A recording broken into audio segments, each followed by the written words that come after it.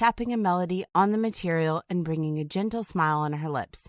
Sarah watched the people hurrying to get out of the rain and thought how sad it was to see men and women forgetting to notice the beauty of the silver drops falling from the skies. For some time she sat on the bench, quietly singing, until she realized that she was not alone. Someone else's voice joined in, singing to the tune. She turned to see who it was and noticed a handsome young man sitting on the bench that stood on the other side of the path. He looked preoccupied in watching the people around rather than watching her, and seemed to be enjoying the song she was singing. Sarah didn't mind his company, even more so that he was actually not even approaching her at all. A few minutes later, as Sarah finished yet another song, the man glanced at his wristwatch and left without saying a single word. Since that evening they saw each other on those benches, Sarah coming to the park a little earlier than the man, and he was always leaving before she was. But what warmed her heart was the fact that he would always join in with his pleasant baritone to make each song even more beautiful. It became a new habit, singing in a duet with the stranger every day, and it made Sarah happy to see him whenever he joined her. But one day he didn't come, and Sarah found herself wondering what could have happened to the man if he wasn't there. She waited one day, then another, and when the week passed, she thought that he could have probably moved somewhere else, and they will never see each other again. Sarah didn't change her habit, and still went to that bench to sing, dearly missing his voice, until one evening she suddenly heard him again. This time, though, the man was not sitting down on the bench across. He walked right up to her and sat next to Sarah, with a charming smile on his handsome face. They finished the song together, and he finally greeted her. "I miss singing with you here," he said, looking into her eyes openly. "I'm sorry I was gone for so long." "I must admit, I missed hearing your voice, too," Sarah smiled back, feeling her heart warming up. "Hi, I'm William. What do you say we get coffee sometime?" Whatever may be happening in the world around, there is always a place where anyone can feel calm and safe. Many people forget all about it, cooped up in their offices and homes, weighed down by the stresses and troubles that surround them every day. But it's so easy to get out and spend some time in nature, enjoying a breath of fresh air, the songs of birds, or the whispers of the wind, trapped between the leaves high up on the branches of trees. It doesn't even have to be a wild, untamed piece of nature that's never near for the people living in cities. It can be a park or a garden where everything else melts away, allowing the calm silence to take hold of the soul, soothing any tension and aching that may be inside. And it's always there, within reach for anyone who can open his or her eyes to the beauty of the world and see everything nature can offer. All a person can do is open the mind to see the beauty and dancing that nature offers freely. Perhaps it's the only meditative thing that is accessible to anyone who really wants it, and it's absolutely free to watch the clouds floating by on the skies, the birds flying about their business and singing when they want. What stress can there be when you just sit and enjoy the freedom of nature and its magical, captivating dance throughout any season and any time of day or night? In summer, the dance is frivolous, invigorating, and filled with life. Butterflies, bugs, and birds fill the air, while all kinds of critters scatter on the ground, each joining into the chorus of voices of nature.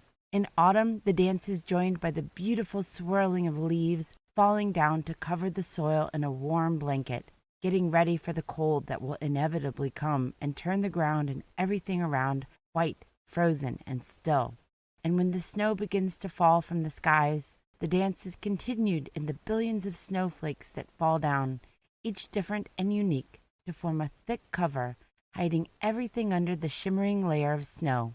How fleeting the seasons truly are, each changing in the never-ending circle of the year, offering each time a different view and emotion. And how unnoticed these seasons go by, shunned by the busy, blinded people who forget to stop and look around because of all the things that are on their mind. Modern life turned humans away from nature, though it is always there, in each rain, blizzard, and storm that falls upon the world. Some see it so clearly that they go out each day and share their experiences in whatever way possible, through the breathtaking photographs, captivating short stories, beautiful videos, and deep, heartwarming songs that capture different instances of nature around. But so many people keep themselves distant and pretending that all they could see of this beauty are those little pieces offered by the creative minds of others. Though all they should do is step aside from their smartphones and laptops to the outside and into the outdoors, where they could not only see, but also touch and feel the air and scents nature is filled with. So why limit yourself to bits and pieces? Why keep yourself from the best therapist there can ever be for any trouble and heartache? Why keep yourself cooped up in four walls, looking out into the world through a cold, lifeless window? Find some time, even if it's an hour, to step out and set your mind at ease outside, among the wind, grass, leaves, and songs that are woven together into a wholesome fabric we call Mother Nature. Take a walk, go jogging in the park, cycling, or even just sitting on a bench reading a book. It doesn't matter what you will be doing, if you'll be outside in the air and song nature offers freely. This eternal dance of nature can help in so many ways and with so many things. All you have to do is reach out and touch it. A million things might be troubling the mind, but nature can wave it all away, offering a healing and warm touch of the sun, the tranquil spatter of raindrops on the ground, the whispers of the wind, or the overwhelming silence of the heavy snowfall. All those days and weeks people spend in their jobs and worries can be pushed back by a single colorful sunrise or sunset. And if you look up at the night sky and realize how many stars and planets are dancing far away, any trouble and problem might become small and unimportant in the grand scheme of things, where everything dances, following its own melody and tempo. So let the problems go and breathe in some fresh air, melting in the moment of unity with the world and not fighting it. That's why it's so important to let your mind rest sometimes and allow yourself to silence the thoughts in your head. And you never have to wait for a vacation to escape from everything that's bothering your weary soul. Make a habit to give yourself some healing time each day or night, even if it's just a short walk, a few minutes spent watching the stars above your head, drinking a cup of tea in the garden. Perhaps the dance of nature you'll let into your life will help your soul to recuperate from the stresses or even make you want to start creating. Maybe you'll even find yourself wishing to join in and dance. The day was bustling with hundreds of people running about their lives, preparing everything for the jousting tournament that was about to be held to celebrate the end of harvest. Elia watched men and women setting up tents and vendor stalls, filling the field with a chorus of voices. The young elf smiled under his hood, realizing how much fun the evening celebrations can be with such an abundance of food and drinks. Someone almost hit him, but the nimble elf swiftly stepped aside, letting a bulky man pass with his heavy load of crates, filled to the brim with various goods. Being a bard, Elia loved to visit other cities, and especially so during feasts, festivals, and jousting tournaments. He never stopped in one place for too long, finding the excitement of the road ahead more invigorating than the sad existence of a bard stuck in one place under the employ of some rich lord or lady. The elf headed towards the jousting ground, already knowing how much fun he would have and how many new songs he would be able to write when the jousting had concluded. But before the tournament was due to start, Elia had to check the seats and grounds for a perfect place to see everything. He always searched for a good seat or corner, where he would see the festivities among the people, though. He was an elf.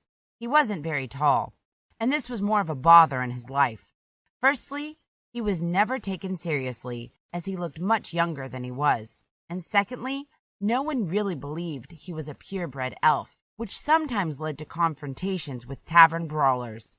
Fortunately, he managed to avoid most confrontations, either by running or losing his pursuers in the crowd.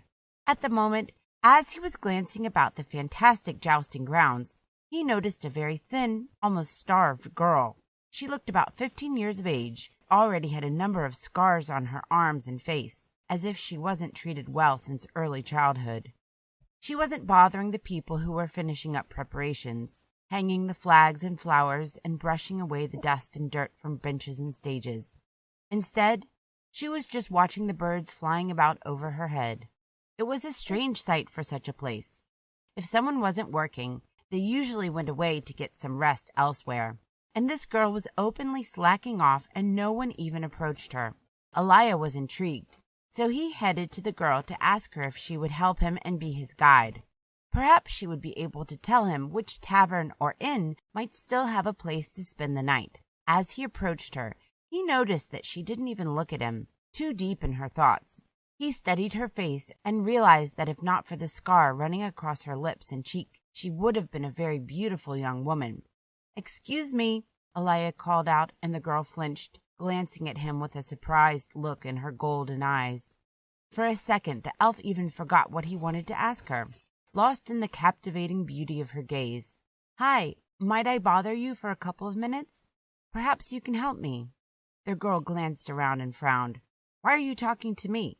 You seem to be the nicest person who's not busy." Elia smiled, charmed by her beautiful eyes. "You're not from around here, are you?" The girl sighed. "You shouldn't be talking to a cursed one." Elia tilted his head, unfamiliar by anything of the sort. "Cursed one? I'm a daughter of a necromancer. I'm a cursed one, so don't speak to me